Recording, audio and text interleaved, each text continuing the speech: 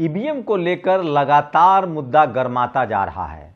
देश की राजधानी दिल्ली में 22 फरवरी को बामन मेश्राम का एक और बड़ा मैसिव प्रोटेस्ट है। इससे पहले भी उन्होंने 31 जनवरी को बड़ा मैसिव प्रोटेस्ट किया था, जिसमें लाखों लोग दिल्ली में आए थे और फिर से 22 फरवरी का उन्होंने डेट तय किया है। तो ईवीएम को लेकर बड़ा प्रदर्शन का दौर जारी है। वहीं दिग्विजय सिंह ने एक चौंकाने वाला खुलासा किया है। उनका कहना है 4 ऐसे नेता जो ईवीएम को लेकर फैसला करते हैं, जहां वो बनता है, जहां प्रोग्रामिंग होती है, वहां बीजेपी के 4 बड़े नेता हैं। आपने पहले ही देखा होगा मेयर के चुनाव में, चंडीगढ़ में जो मेयर का चुनाव था, उसमें बीजेपी के एक पार्षद और नेता को जब रिटर्निंग ऑफिसर बना दिया गया तो किस तरह से उसने 7 वोट रद्द कर दिए, जिस पर सुप्रीम कोर्ट ने कहा कि हम सब देख रहे हैं ये लोकतंत्र का गला घोंटा जा रहा है। तो सवाल है कि जो पार्टी और उसके नेता मेयर के चुनाव में अपनी नैतिकता छोड़ सकते हैं, बेईमान हो सकते हैं, उनको चुनाव आयोग और ईवीएम की जिम्मेदारी दी जाए तो क्या करेंगे। नमस्कार, मैं शंभू कुमार सिंह और आप देख रहे हैं नेशनल दस्तक। बाबा साहब इस पक्ष में थे कि कभी भी चूहे की रक्षा की जिम्मेदारी बिल्ली को नहीं देनी चाहिए, नैसर्गिक रूप से वो चूहे को खा जाएगा। इसी तरह से दही की जिम्मेदारी भी नहीं दी जा सकती, लेकिन बीजेपी ऐसा नहीं मानती है। सोचिए क्या हुआ था चंडीगढ़ में मेयर के चुनाव में। जो रिटर्निंग अफसर जिसको कहा जा रहा है, माफ कीजिएगा, वो सरकारी अधिकारी नहीं था। अगर वो सरकारी अधिकारी होता तो उसे जरूर डर होता कि भैया हम गड़बड़ करेंगे, नौकरी चली जाएगी।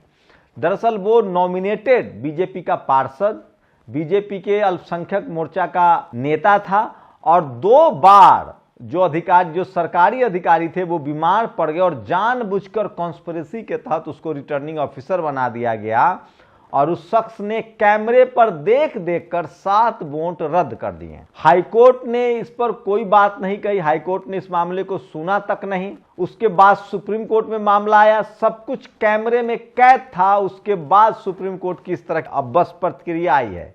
मुझे नहीं पता केस दर्ज हुआ कि नहीं हुआ, क्या जो वो रिटर्निंग अफसर था उसकी गिरफ्तारी हुई, कुछ नहीं हुआ।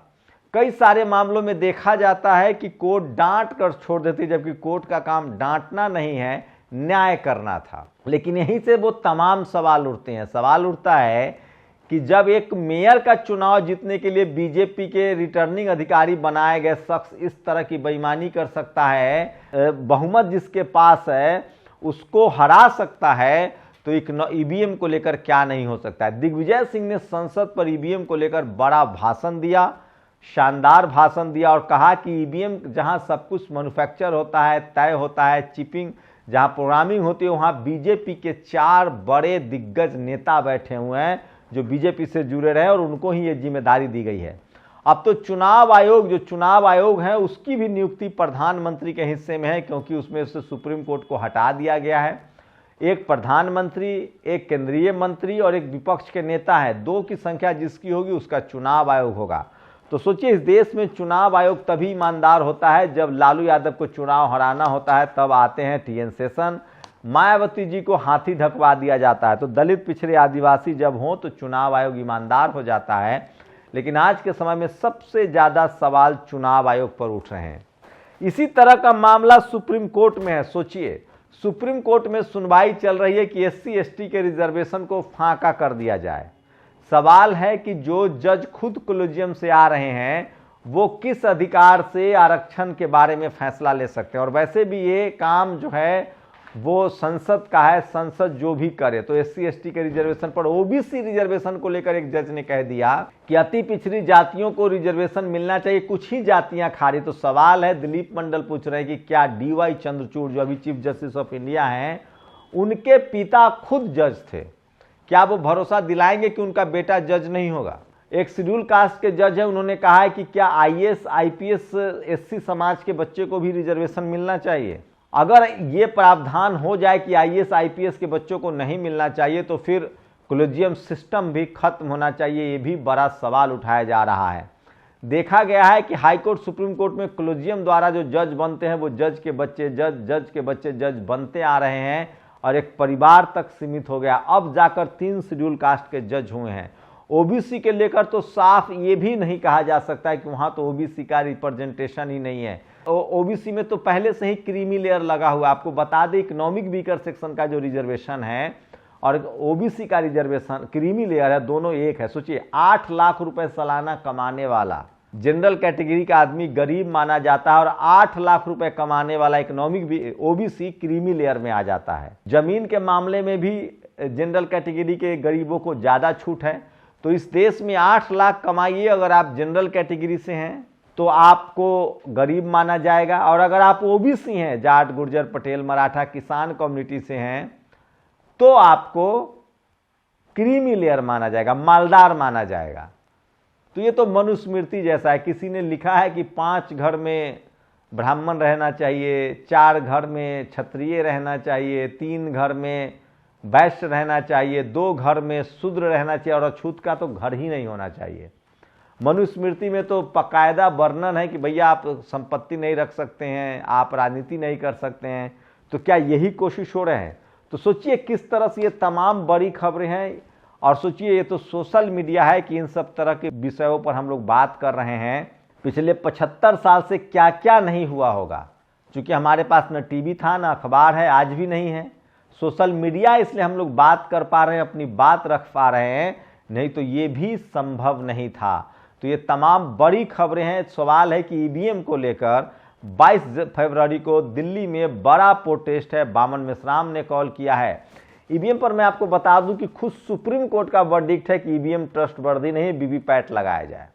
और जब वीवीपैट लग गया तो वीवीपैट की गिनती क्यों नहीं होगी? सवाल है, चुनाव आयोग का तर्क है कि वीवीपैट गिनने में 3-4 दिन लगेंगे। जब वोट डालकर 1 महीने का इंतजार कर सकती है जनता, आप आज वोट डालते हैं और गिनती होती है 1 महीने बाद, तो 4 दिन और इंतजार नहीं कर सकते हैं? तो वीवीपैट लगाया ही क्यों? सवाल है कि दुनिया के किस डेवलप्ड देश में ये मीडिया वाले कहते हैं कि हम बैलगाड़ी युग में चले जाएंगे। अमेरिका बैलगाड़ी युग में है, इंग्लैंड, जर्मनी, फ्रांस। मशीन को प्रोग्राम किया जा सकता है, और अगर ईवीएम पर भरोसा एक भी आदमी को लगता है कि भरोसा नहीं है मुझे, तो क्यों करवाएंगे आप ईवीएम से चुनाव? कुछ लोग तर्क दे रहे हैं कि बैलेट पेपर की लूट होती है। अरे लूट तो फिर भी पता चलता है ना, कार्रवाई करेगी, चुनाव रद्द होगा। ये तो महालूट भी नहीं है, ये तो चोरी भी नहीं है, ये तो डकैती है। मतलब आप वोट डालिए और वोट कहीं, कम से कम बूथ लूटने वाले को आना तो पड़ेगा सामने, फौज से जूझना तो पड़ेगा। यहां तो प्लानिंग करके लूट है। तो ईवीएम सबसे बड़ा मुद्दा है जिस पर सुप्रीम कोर्ट से भी कोई फैसला नहीं आ रहा है। तो इस देश में सब, सोचिए SC/ST एक्ट के खिलाफ भी सुप्रीम कोर्ट से ही फैसला आया था।